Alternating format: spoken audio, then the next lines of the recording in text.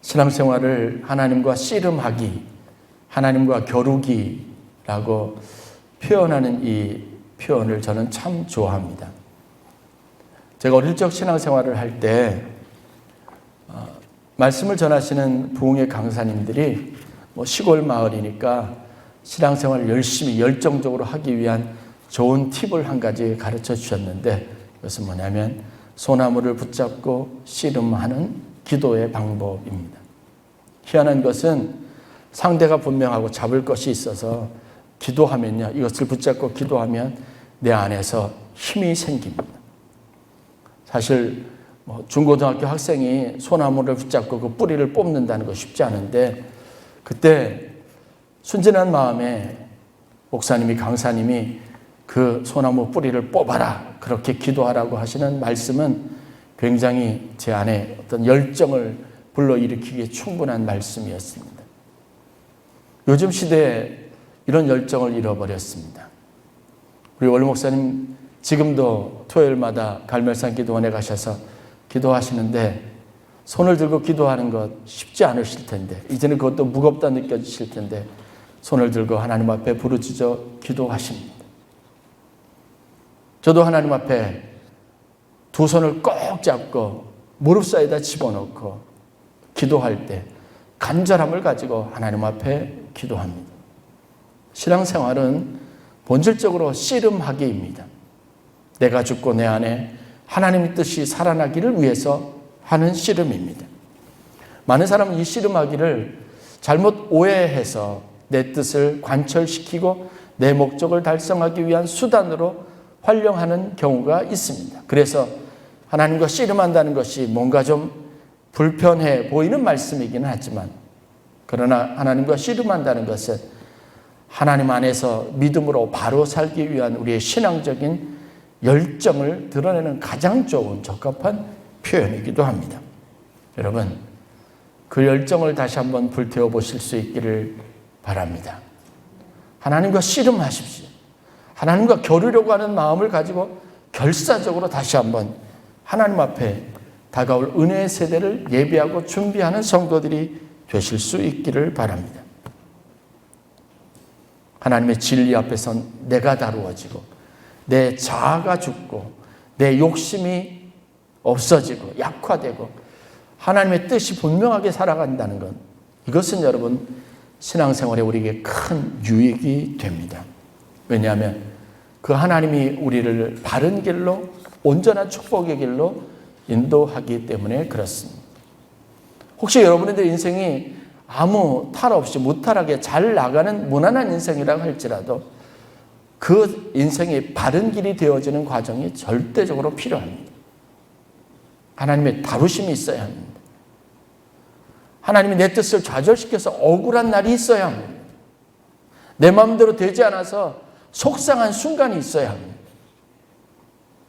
성경은 이 이야기를 우리에게 전해주고 있습니다. 의외로 하나님과 씨름하고 있는, 사람이 하나님과 씨름하는 장면들을 성경에서 찾아봤는데 굉장히 많은 곳에 그 이야기들이 기록이 되어져 있습니다. 아브라함은 순종하는 종, 믿음의 순종이 참된 것을 실천했던 사람이고, 하나님께서 이를 그에게 의롭게 여기시고 그의 믿음으로 여기셨다는 성경의 기록도 있습니다. 그도 그럴 것이 하나님 말씀하시면 그는 즉각적으로 순종했습니다.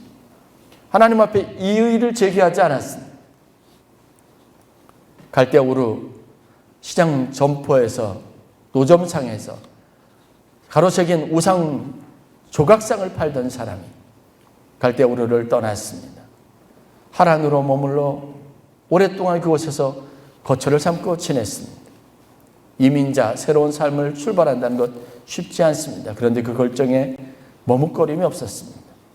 안정된 하란에서의 생활을 접고 하나님께서 약속의 땅이라고 부르는 새로운 지경으로 그를 인도하실 때도 그는 거침없이 그리고 의심 없이 순종하면서 새로운 길로 갈 바를 알지 못하는, 그리고 하나님께서 예비할 것이 있다고 여겨지는 그것을 향해서 출발을 했습니다. 아브라함의 순종의 하이라이트는 그가 사랑하는 독자 이삭을 아무 의심 없이 하나님 앞에 희생 제물로 드리는 순간에 가장 빛났습니다.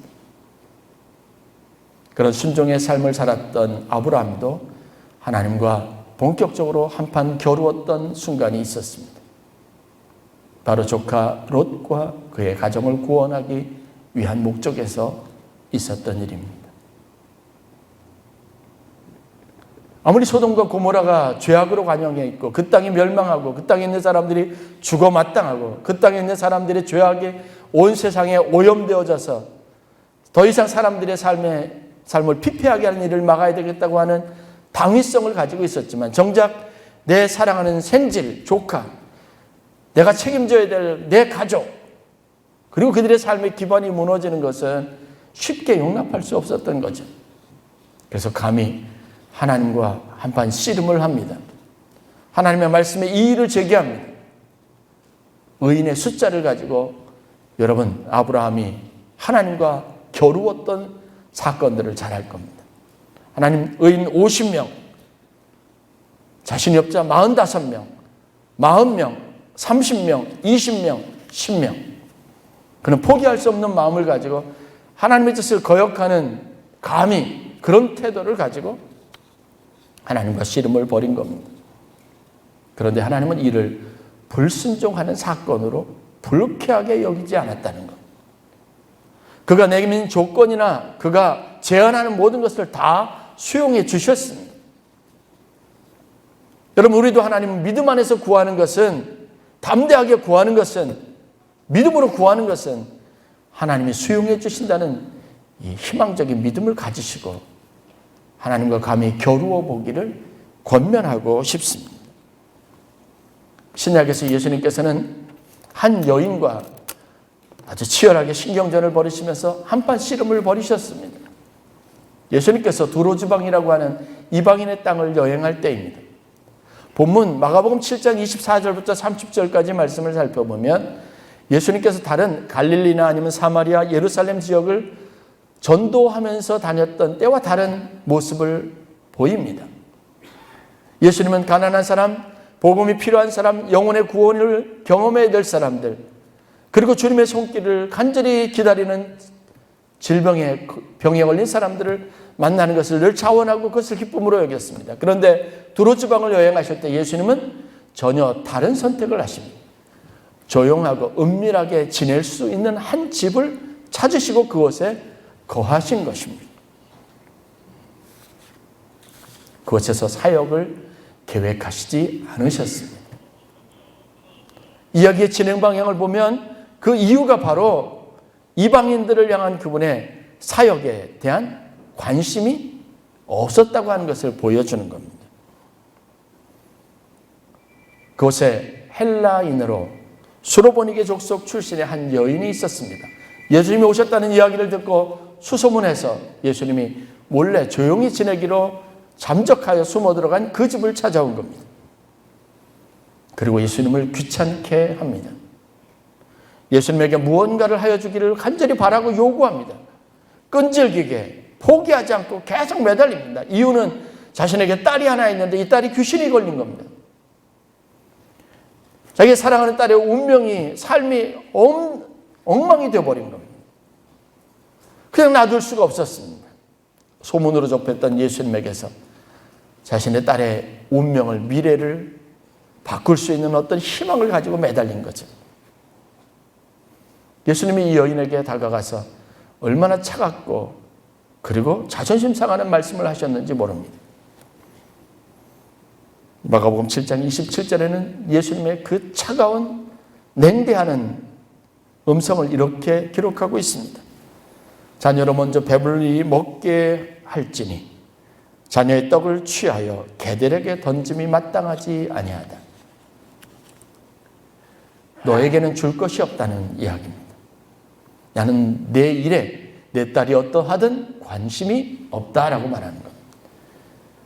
아니, 내가 무엇을 해야 한다면 너나 내 딸이 아니라 하나님의 잃어버린 백성들을 위한 것이다라고 말하고 있었던 겁니다. 우리가 하나님 앞에 나아갈 때 우리의 기도를 거절당한 것 같은 좌절감을 느낄 때가 얼마나 많습니까? 자존심 상하기도 하죠. 그런데 이 여인은 하나님과 제대로 씨름한 겁니다. 그래서 서로 보니까 여인은 예수님과 겨루기를 한 겁니다. 누가 이겨야 한다는 거예요. 당신이 이기든지 아니면 내가 이기든지 하겠다는 겁니다. 아니, 내 뜻이, 내가 원하는 것을 당신은 반드시 들어주셔야 한다는 간절함을 잡고 매달렸던 겁니다. 자존심 상할 수 있었던 그 여인이 이렇게 예수님께 반문합니다. 주여, 옳습니다. 그렇지만 상하의 개들도 어린아이들이 먹던, 그래서 떨어뜨린 부스러기도 먹습니다. 그 부스러기 은혜라도 내게 주십시오. 내 딸에게 베풀어 달라고 요청한 겁니다. 중요한 것은 예수님이 더 이상 말씀을 하지 않으시고 자신의 뜻을 돌이켜서 이 딸의 귀신을 쫓아내 주셨습니다. 여러분, 이 사건은 우리에게 얼마나 큰 소망이 됩니까? 운명에 늘 언제나 그것이 하나님 뜻인가 보다 여기고 살았던 우리에게, 아니 이것 말고 우리가 하나님의 마음을 움직이면 무엇인가 새로운 역사가 우리에게 일어날 것이라는 소망을 가지고 매달려 부르짖게 하는 역사적이고 위대한 한 사례가 되었습니다. 성경을 면밀하게 보시면 오히려 하나님은 사람들이 걸어오는 싸움을 즐거워하시는 것 같습니다. 그런 상황을 좋아하시는 것 같습니다. 그것을 유쾌하고 기쁜 일로 여기시는 것 같은 이야기들이 참 많이 있습니다. 그래서 좀처럼 뜻을 굽히지 않았던 하나님의 뜻을 돌이키고 생각을 바꾸고 방향을 바꾸는 일들이 수두룩하게 기록이 되어져 있습니다. 그것이 오늘 우리가 우리의 자신을 봐서는 우리가 한 일에 대해서 생각해서는 도저히 하나님 앞에 구할 수 없는 문제까지도 구할 수 있게 하고 하나님께 매달릴 수 있게 하는 여러분 메시지가 된 겁니다. 사도 요한은 고통받고 어려운 가운데 있는 성도들에게 위로의 말을 전합니다. 그들이 오늘 절망하면서 하나님 앞에 고통 가운데 부르짖는 그 부르짖음도 하나님이 들으신다라고 하는 희망의 메시지를 다음과 같이 전합니다. 요한일서 5장 14절부터 15절 말씀입니다. 그를 향하여 우리가 가질 것 혹은 가진 바 담대한 것이 이것이니 그의 뜻대로 무엇이든지 구하면 들으심이라. 우리가 무엇이든지 구하는 바를 들으시는 줄을 우리가 안즉 우리가 그에게 구한 그것을 얻은 줄을 또한 아느니라. 여러분, 하나님은 자신의 생각과 계획을 가지고 세상을 섭리하시지만 그의 뜻을 구하면서 기도하는 성도의 기도에 반드시 응답하시는 이심을 믿으시기를 주의 이름으로 간절히 축원합니다. 저도 인간입니다. 설득당하는 경험들이 있습니다. 하나님도 마찬가지입니다. 그 뜻이 옳은 것이면 그 안에 있는 간절함이 정말 영적인 간절함을 포함하고 있다면 하나님은 그것을 외면하지 않으시고 들으시는 분입니다. 여러분의 인생의 끝은 없습니다. 절망으로 끝나는 순간도 없습니다. 하나님이 여러분들을 구원하시기로 약속하셨고 하나님이 여러분의 축복하신 자녀로 삼기로 약속하셨다면 여러분들이 아무리 오랜 기간 동안 기도하고 응답을 보지 못한 상황이 지속되더라도 하나님은 반드시 응답하실 것이라는 믿음을 가지고 하나님 앞에 서실 수 있기를 주의 이름으로 간절히 축원합니다. 야곱이 이 싸움을 지금 하나님과 한 겁니다. 그는 욕심쟁입니다. 사기꾼입니다. 그의 응답, 그에게 기도를 들어주셔서 과연 세상이 더 좋아질 것인가? 그 판단할 수 있는 기준은 우리에게 없습니다. 그러나 그가 한 것으로 보고 그로 인해서 생긴 피해자들의 상황을 우리가 알고 있기 때문에 그의 욕심이 하나님께서 응답하시고 자꾸 축복해 주시는 것이 오히려 세상에 불을 더 강하게 해서 모든 것을 태워버리는 나쁜 일이 될 수도 있을 수도 있습니다. 그런데 여러분, 하나님은 그의 부르짖음에, 기도에 응답하셨다는 것.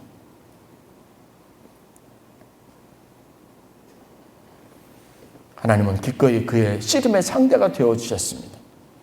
오늘 우리가 읽었던 본문 말씀 이전에 있었던 24절, 22절부터 이어지는 24절에 있는 말씀을 보면 하나님의 사자가 먼저 야곱에게 싸움을 걸어왔는지 아니면 야곱이 먼저 씨름을 걸었는지는 알 수 없습니다. 명확하지는 않지만 밤새도록 야곱이 하나님과 씨름했다라고, 겨루었다라고 기록합니다. 그리고 오늘 읽은 본문 28절 말씀을 보면 그 씨름의 승자가 야곱이었습니다. 그리고 그는 이스라엘이라고 하는 명예로운 이름을 얻었습니다. 야곱의 한 사람의 이름이 아니라 이것은 한 민족의 정체성, 그들이 갖기를 원했던 소중하고 명예로운 이름이 되었습니다. 이스라엘 나라가 되었습니다. 우리는 이스라엘 백성이요 라고 하는 것을 늘 언제나 자랑스럽게 여기게 하는 위대한 이름이 되었습니다. 이름의 뜻은 하나님과 겨루어 이겼습니다. 혹은 하나님과 사람과 겨루어 이겼다는 겁니다. 하나님 그들에게 부여하신 약속을 온 세상에 하나님의 영광을 드러내는 도구로 높이 세워주실 것이라는 위대한 소망이 있습니다. 여러분들이 이스라엘이 되시기를 바랍니다. 이것은 성경이 우리에게 거부하는 메시지가 아닙니다. 경계심을 가지고 이것은 우리에게 부정적인 사례로 언급되어져 있는 이야기가 아닙니다. 오늘 믿음을 가지고 살아가는 모든 사람들에게 격려하고 여러분들도 이스라엘의 꿈을 가지십시오라고 도전하고 있는 메시지입니다.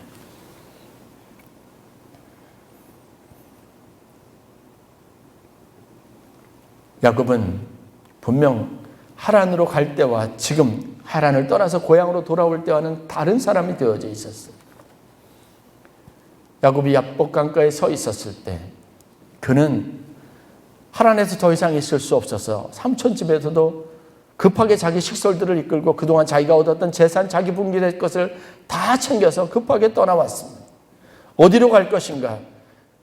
그가 선택했던 곳이 바로 고향입니다. 그런데 그 고향은 자기를 향하여 복수심을 가지고 자기를 원망하고 있었던 형 에서, 과거에 자기에게 속아서 동생에 대한 분노를 품고 있었던 형이 있는 곳입니다.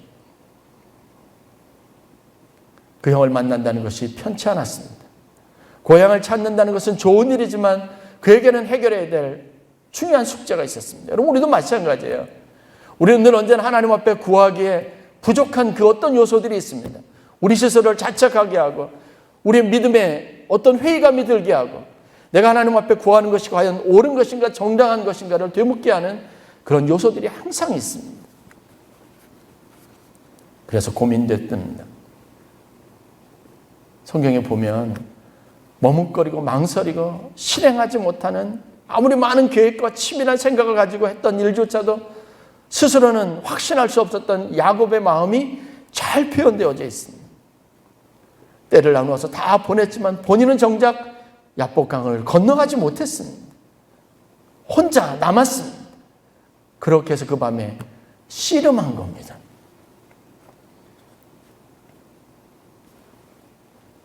아무리 우리가 치밀하게 계획을 세워도 믿음이 있어도 우리 마음에 있는 작은 불안, 그 불안을 떨쳐버리지 못하는 게 연약한 인간의 모습입니다.